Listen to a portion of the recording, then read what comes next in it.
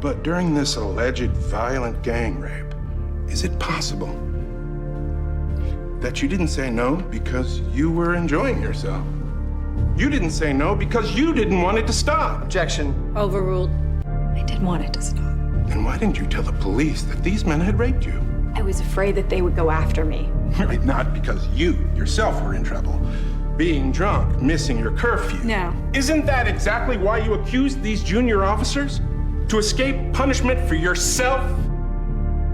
The case began with a brutal assault inside the Coast Guard. DNA from 4 men was found at the scene, and 3 suspects were quickly arrested. But when it came to the 4th man, the victim, female officer Amelia, remained silent. Under repeated questioning by detectives, she finally spoke the name, her direct superior, Commander Tavares. The trial began. Amelia admitted that on the night of the incident, she had been drinking and had danced flirtatiously with the defendants. But she never expected things to spiral out of control. She then read aloud from the military-issued Sexual Assault Prevention Manual. The manual explicitly advised that in the face of an attack, choosing not to resist might be the wiser option. She hadn't fought back, she had simply followed military protocol. The defense attorney seized on this and immediately launched an aggressive cross-examination. He pointed out that Amelia had also violated military regulations that night, driving drunk, fraternizing with the defendants, and more. He tried to convince the jury that someone who couldn't even follow basic military rules wouldn't suddenly comply with a manual's suggestion to stop resisting.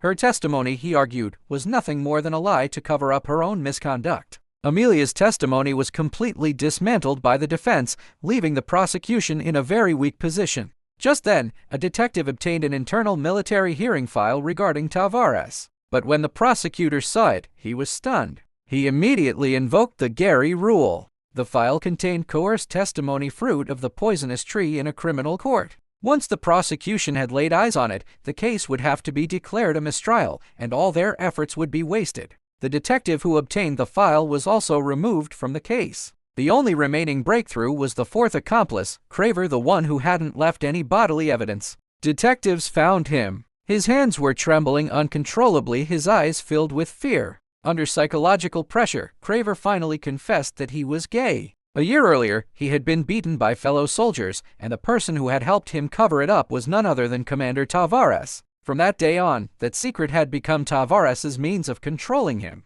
Craver chose to take the witness stand, becoming the key to turning the case around. From the perspective of a participant, he reconstructed the entire crime. It turned out that everything had been deliberately orchestrated by Commander Tavares' revenge against Amelia for rejecting him. He described in detail how Tavares had made the first move, how the other two had followed, and how he himself, under coercion, had held down Amelia's arm. His testimony provided the jury with a complete chain of criminal logic.